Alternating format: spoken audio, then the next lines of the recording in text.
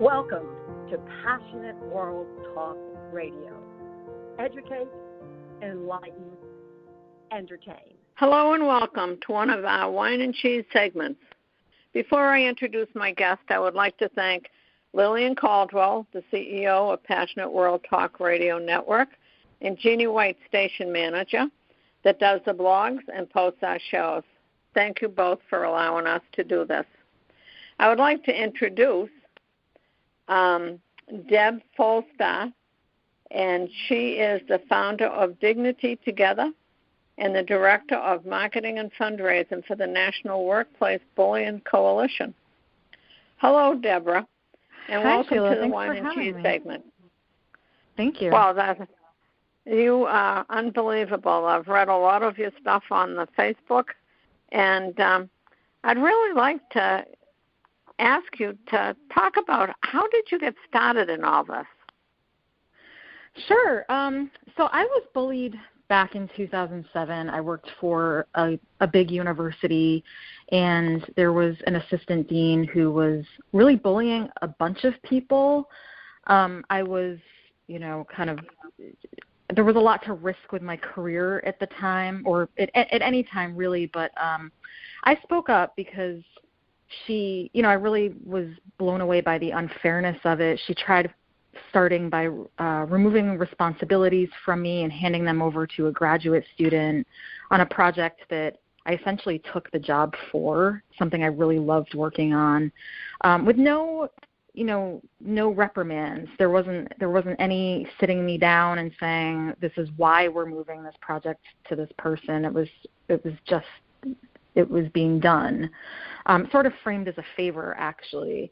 And then she had formed this committee to oversee this project and told me that it was just going to be advisory, not making any decisions. And then it turned out the opposite. I had actually reported this person to HR and the head dean of the school, and they just, blew it under the rug, even though other people had also reported her behavior because she was gossiping about people, sabotaging people.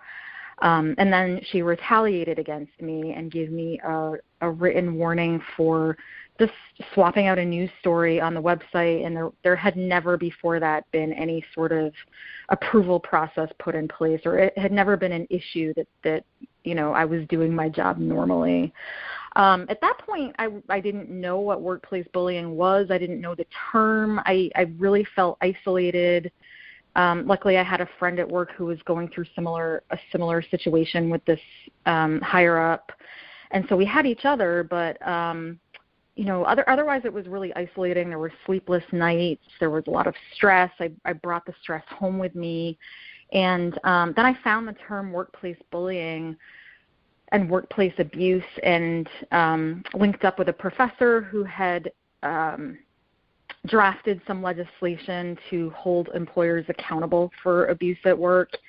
And kind of the rest is history. That was about 12 years ago, or a little bit more. And I've been using my marketing and design background to really bring awareness to this issue. And we've seen a lot over the last decade of the issue being more and more in the news. I wouldn't say it's quite a household term yet, but I think a lot more people are aware that it's a thing and that it's a problem. It's an epidemic, and that it's not the fault of the targets. Well, how do you think, now you've done a lot of work on this, and I've seen this in what you've written. How does somebody all of a sudden recognize that they're being bullied? I was in a position that I watched our boss do things that I thought was really very strange. She would follow some of the workers, and then she would reprimand them, and then for nothing. And two of us went to HR, and nothing was done. And we told them the whole story, and it was like it's a closed book. So how would you recommend somebody to look at what's happening to them and recognize that they're being bullied? It can be kind of hard to see it at first because it's often subtle. It can often be a pattern. I mean, sometimes it's extreme and egregious, like a violent episode or, you know, an angry outburst kind of thing, you know, or repeated angry outbursts, I should say, because this is different from just like a bad day at the office. But basically, it's a pattern of abuse of power. It's generally around verbal abuse, sabotage, or just some kind of intimidating, threatening behavior. I can actually give some examples. It's basically taking advantage of that power. We see it a lot with a boss over a subordinate, although it can be, you know, coworker to coworker bullying. But the point is to isolate the target and put them down, usually to help the perpetrator feel better about themselves. They generally see the target as a threat, and the target is usually a high-performing, highly ethical individual. So I can give you some examples about how this plays out. I like to say that if there's a general feeling of disempowerment and feeling devalued, disrespected, then it's pretty likely that there is a bullying situation going on because, you know, or just thinking about what a great or even a good boss would do. They would support you. They would treat you like a human being. So, you know, we say with the work that I'm doing, I'm going to list some more relationship behaviors first, where we see like public ridicule, disrespect, overwork, over-control. So it's things like teasing, sarcasm, name-calling, put-downs, getting in someone's personal space, sending nasty emails, angry outbursts, persistent abusive phone calls, emails, postings, that sort of thing, excessive criticism, just really harsh criticism or harsh reminders of errors and mistakes, hints that somebody should quit even if there's no just cause. Like I mentioned in my situation, there was a lot of gossip, rumors. There could be offensive jokes, making up accusations, unfair denial of personal leave or job training that other people might be getting. And then there's the physical aspect of it, which is more obvious, like the pushing, shoving, throwing things. And then there can also be the organizational piece of it. So using policies to diminish people. Those can be sometimes a little less obvious, more subtle, but just as destructive. So things like impossible deadlines, unreasonable workloads, micromanagement, just excessive control over somebody else, removal of responsibilities, maybe not demoting somebody, but replacing their major responsibilities with more trivial work, undermining someone's reputation, giving them unrealistic work demands, removing tasks without any explanation, giving inconsistent instructions, changing hours or schedules just to make things difficult for people. There could be withholding of information, blowing off of their accomplishments, exclusion, pressuring them not to take things like benefits that they're entitled to. Maybe it's taking credit for their work or just engaging in office politics or going through their things.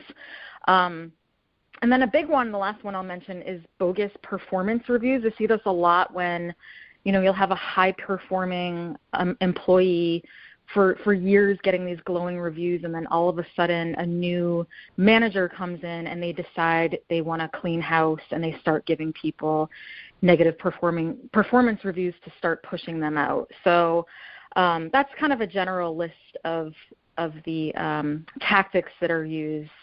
And then I should also mention that it can also affect bystanders too, and just witnessing any of these behaviors can be damaging. Yes, they can be. I mean, as I said earlier, what had happened, the two of us had gone to HR, but there was others that saw it, and we truly didn't know what to do. And would you recommend, I mean, when you first experience something, now that was, we watched our manager do this to a couple of other people. She wasn't ready for us yet, and for whatever reason. But how could you stop somebody kind of like right away, or can you? I mean, if all of a sudden you become you're a good performer, and then all of a sudden a new manager comes in, and then this starts.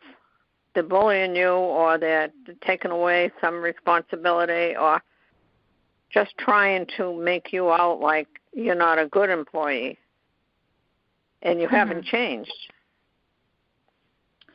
Yeah. So there are different things that you can do or that you can try. I mean, I'm going to start off by saying that in any employment situation where there's a hierarchy, which is most employment situations, there's such an asymmetry of power and there's also at-will employment, which means that we are at the will of our employers.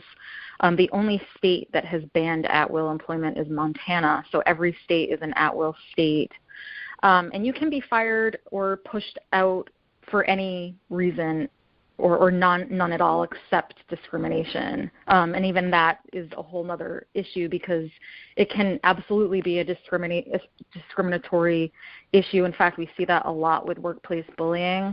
But people who've been targeted with discriminatory intent have to prove that there was discriminatory intent. So bullies will often groom people early on. They'll try to test them to see if they are an easy target. So learning assertiveness and just, respectfully asserting your needs while respecting the other person's needs is one thing that people can do. Also assert boundaries and just in a moment, if something feels toxic, but you can't put a firm I would like you to not talk to me like that or something like that.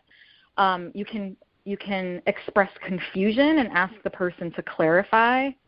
That's one thing that you can do. The traditional things that people think that might work and that I actually tried, like I explained in my situation, of going to HR, going to some type of higher up that you believe will address the situation because it's a toxic situation that's hurting the organization.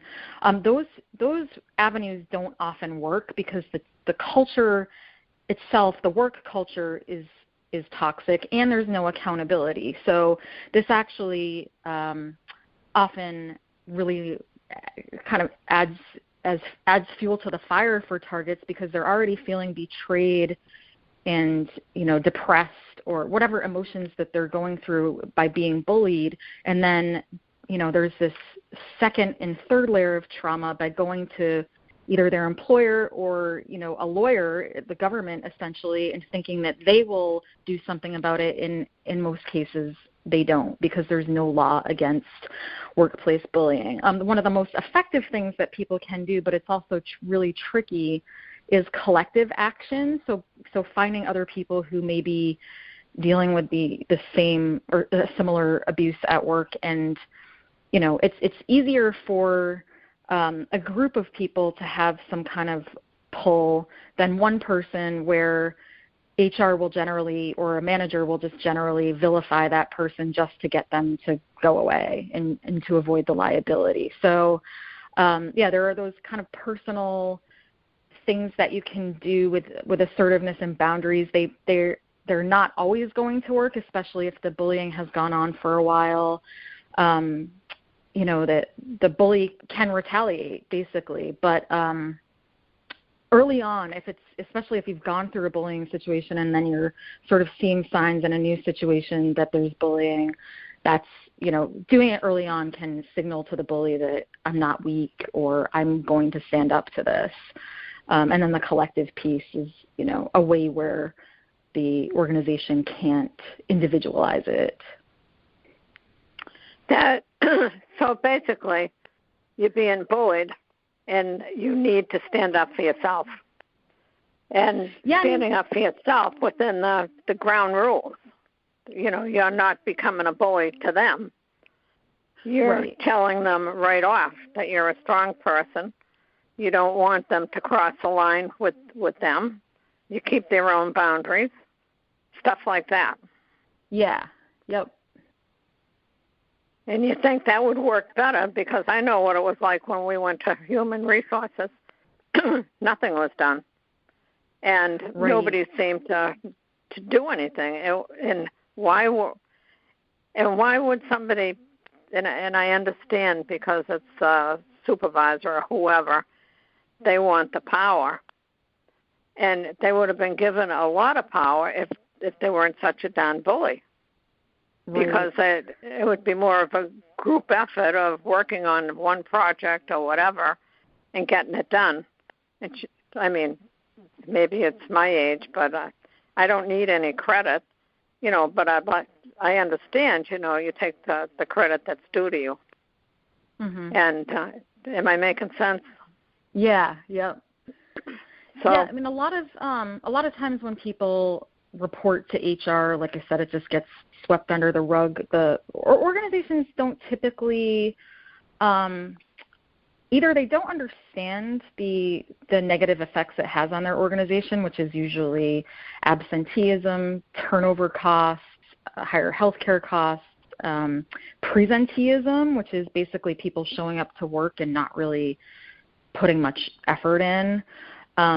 And then there's, of course, legal costs. So there's and then the productivity and morale costs. So there's some big costs to organizations that even if a higher up does understand that there's a cost with bullying, they generally take this attitude of, well, I don't support bullying, or I don't think it's a good thing, but it just doesn't happen here. So even with discrimination law, they'll have trainings of what the law is, but once somebody goes to even report discrimination, which is illegal, to reports that to HR will often just look for a way to minimize their situation, to vilify the individual, to see what the merits of their claim are, see what kind of legal case they would have, and then they just want the issue to go away. So if that means pushing the person out, retaliating against them, because they know that they hold the power, and they don't want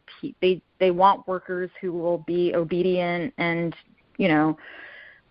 do as they say. That especially in toxic cultures that are more power oriented than conscience oriented, where we see it especially in industries like education, in healthcare, where people want to have their students or their patients cared for, and they want to do great by other people in the organization.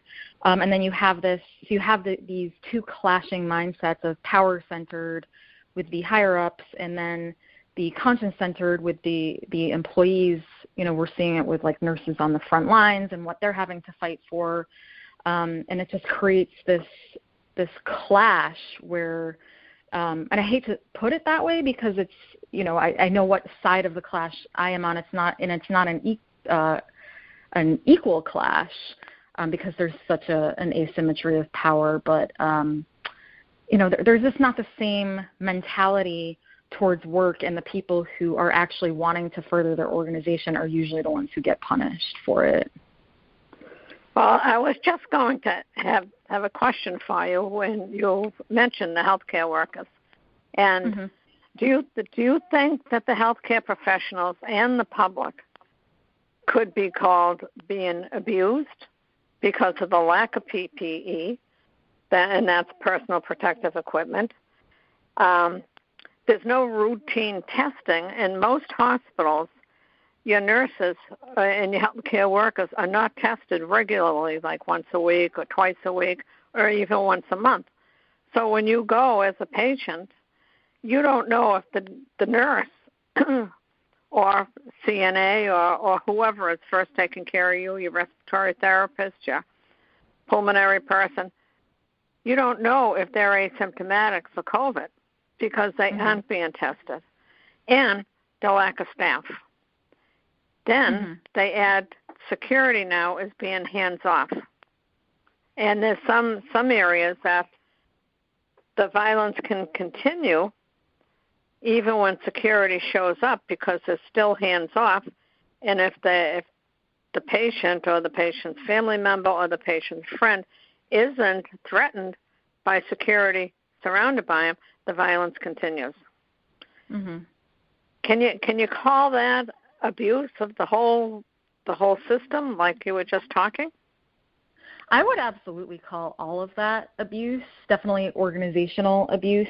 When you talk about the short staff aspect of what we're seeing, especially amid COVID, but even before that, some of these CEOs are getting paid millions of dollars a year, and then they're, to use short staffing as or funding. I'm not sure what excuses they're giving for it, but they can absolutely afford to hire more people, to not leave themselves short-staffed. So it's really about them trying to pinch pennies and stuff their own pockets with more money at the expense of, the people who are doing the work. And that, to me, is absolutely abusive. I mean, people should have a right to go into work and feel safe, psychologically safe and physically safe. And if they're overloading them and purposely overloading them while they're, the administrators are pocketing the savings from that, then they're not really caring about their employees as human beings. And I would use that kind of as the measuring stick for what's abuse or not. If it's a toxic, if it's something that doesn't hold the person in kind of some kind of regard and give them dignity, then I would say that it's an abusive behavior. And same with the lack of PPE. I was reading an article, different situations of people in healthcare where, one was reprimanded for wearing her own N95 mask and not sharing it, not having enough for others, when, again, I don't think that with the salaries we're seeing on the executive levels, that this is a situation where they can't afford protective equipment for their workers. There were, some places in general, not just in hospitals, but aren't making exceptions for people who are immunocompromised and, can't be put in harm's way. There was a situation where an infectious disease specialist wasn't included in decision-making about PPE. Another situation where they had masks. They had, masks that they, like, in storage somewhere, and administrators just took it out of inventory. Another situation where a nurse, I believe, was kind of told that this was going to be a big thing, but the hospital did absolutely nothing to prepare for it. And then in another situation, people were given bonuses for staying on budget amid COVID. So there's really, in all of those situations, and then you mentioned the testing and the assaulting, where they're not regularly testing, they're putting not just the employees at risk, but they're also putting their patients at risk, which is what mistreatment to employees in a hospital setting or in a healthcare setting in general does. It puts the patient, it harms patient care. And then the, assaults with, if they're not going to step in, or if they blame the person who has been assaulted, which is a form of gaslighting. I mean, I've heard of situations where excuse me, are getting blamed for that. Sure. Debra, you mentioned gaslighting. Mm-hmm. Is that what you just said? Yep. Can you explain that for people that don't understand that term? That's an old term, sure. If I'm correct. Yeah, it's basically a mechanism by which a perpetrator convinces their target that they're to blame, or that they're crazy. So another term is crazy making. That they're seeing things that aren't there, or that they're making things up when in fact, the target knows their truth. So it's a huge tactic used with bullying, where someone will speak up about what's been happening to them, and it will be dismissed or minimized, or they'll be blamed and convinced that they're the problem. And a lot of targets go through this initial phase where they internalize what they're going through and try to do better and better because they think that they are the problem, when in fact the bully is usually threatened by the competence of the target, and them behaving more competently is actually threatening the bully even more. So it's such a huge tactic that is used with bullying to kind of deflect blame and to not take responsibility for being a poor manager. Yeah, thank you for explaining that. And we had one of my coworkers say that he had run into difficulty with all that gaslighting. Am I saying that right? Gaslighting? Yeah. Yep. And that was the first time I had heard that, and that was probably 10 years ago. And I'm thinking, wow, what a technique to cause for people. But to get back to the healthcare workers, and we don't have much time. Time goes by fast when we're doing this. The healthcare professionals not only don't get their testing regularly, in most hospitals, nursing homes are doing a fabulous job. Now, they were only given one N95, and usually you need to be tested for it to make sure that you can't smell anything while you're wearing the N95. One girl had her N95, and I'm only saying one girl because that I know this person told me. She had that. She started in February and never got another N95 mask until this year. Wow. Can you imagine wearing an N95? I mean, all you have to do is sneeze in your mask. And the masks now, you have one mask for a day. And that's terrible. There is so much that's going on.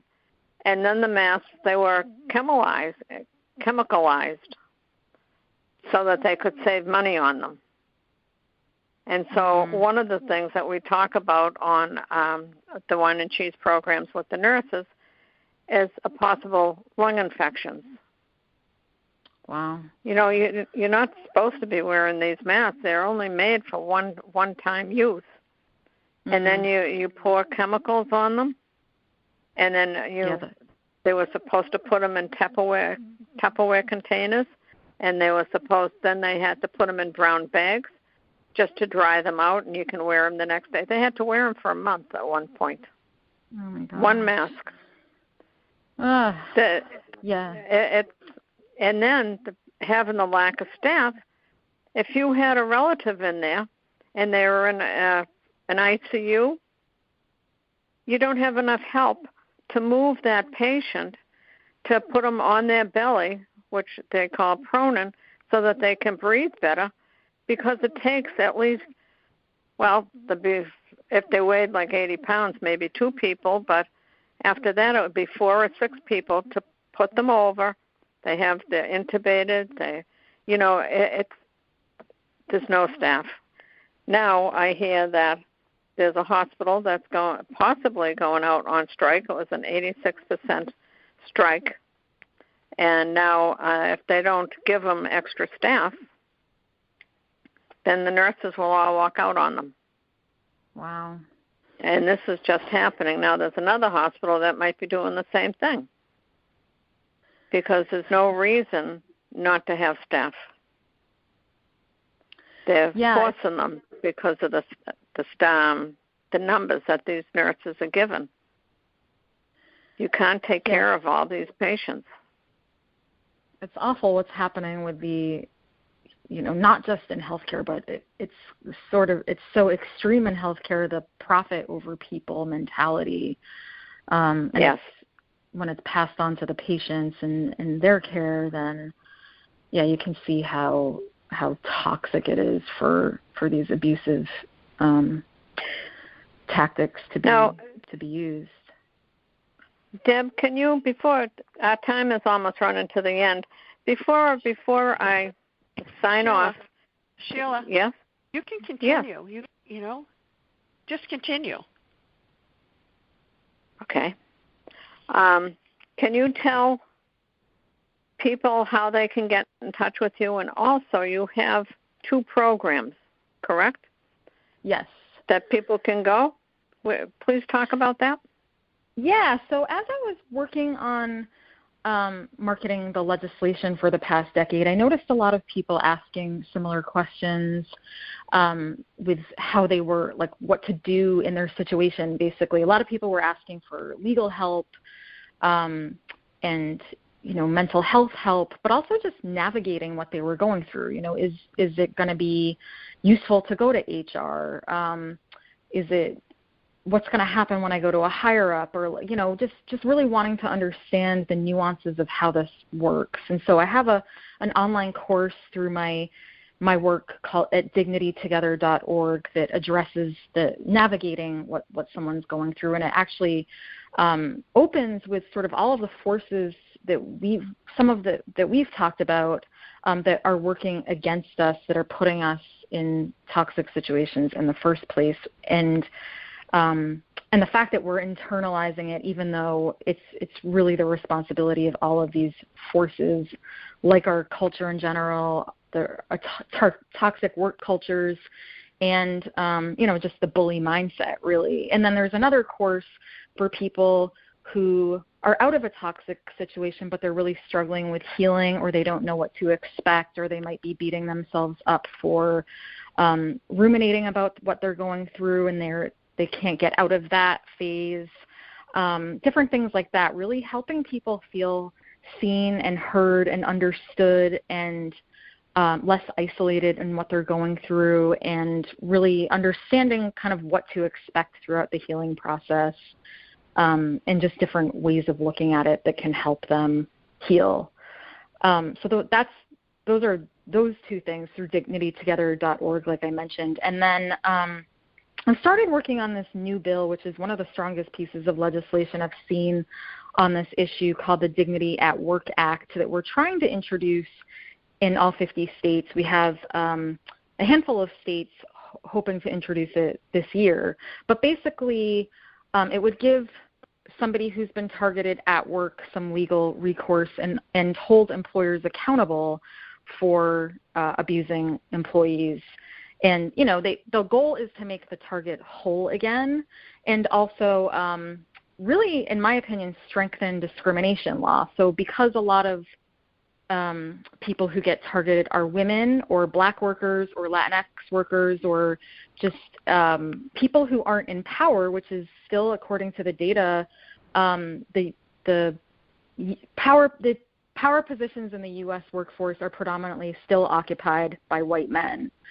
So if you are anything other than a white man, you are more likely to be bullied at work. So discrimination law, because of its requirement of intent, and because, employers often vilify the person who's making a complaint about discrimination, people who are feeling discriminated against usually don't have much they don't feel whole again. Even if they sue, and sometimes even if they win, they still feel re-traumatized by the legal process, and that won't necessarily change. But there needs to be stronger laws. And just like we saw with sexual harassment, the goal is really preventative. We want to move the needle on making work cultures safer. People will, it'll still be difficult to sue. It'll still be re-traumatizing to sue, but we want to see workplaces be safer for employees, even if the problem can't go away completely. So it's the Dignity at Work Act. Like I said, we're trying to introduce it in every single state. The URL for that is dignityatworkact.org. And we have a great team of people working on trying to push that legislation, figure out ways to work together across states on, trying to figure out what works and what doesn't work, and trying to, whether that's messaging or marketing tactics or whatever that is, just a really collaborative, great group that we're working with. So if anyone wants to get involved with that, you can just go to the website and email us, and we can try to fit you in the right, for that state, in your state team, but also that's within the National Workplace Bullying Coalition. So there's all these other groups like research and fundraising and working with unions and working, trying to find national partners that people can get involved with also. And is there a charge to talk to them in those programs? Well, that's to get in. There is a charge for my programs. The other efforts are just volunteering through the National Workplace Bullying Coalition for the bill. But yeah, there's boot camps to start off with in my programs, and then sort of more in-depth courses beyond that. So people can look at that at dignitytogether.org. Okay, so they can get all the information. Yep. That sounds terrific, because I know that once you've been put down enough, you can't get yourself together again. You just lose so much more confidence than you should. And it's all because of this one. They take an awful lot away from you. And it takes a long time. The effects we've seen are, there's been everything from anxiety and depression to suicides, and everything in the middle, from homelessness to divorce.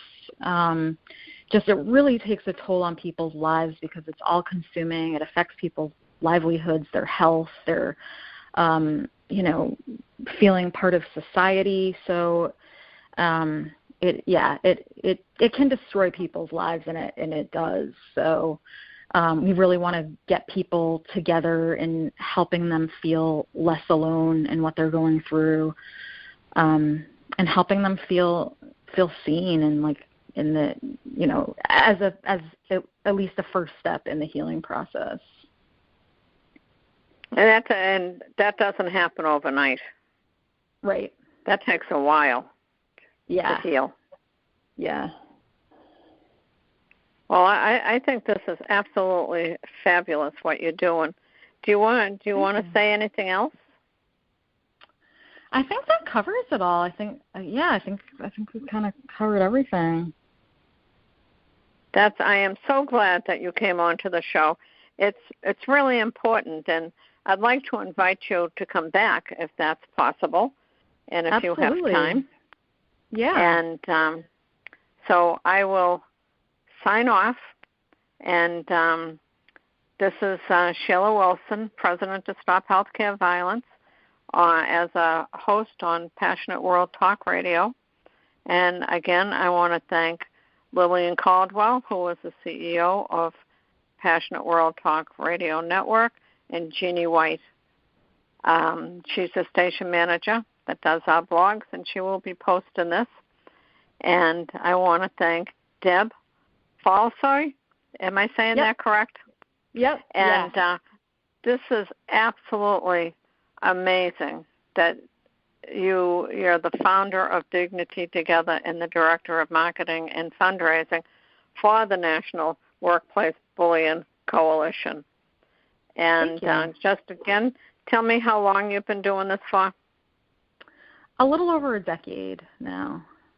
Or that is awesome. At least got involved in the issue back then. That is fabulous. We need this. So I will say goodbye, and again, thank you, Debra, and we'll talk again. Okay. Thanks so much, Sheila. Thank you for listening to Passionate World Talk Radio. You can listen to this program all over again by going over to https://passionateworldtalkradio.com. You can also hear it on Spotify, Spreaker, Amazon Alexa, AMFM247.com every Tuesday evening between 8 and 9 p.m. YouTube, Facebook Live, LinkedIn, and all the other podcast directories one can find on the Internet.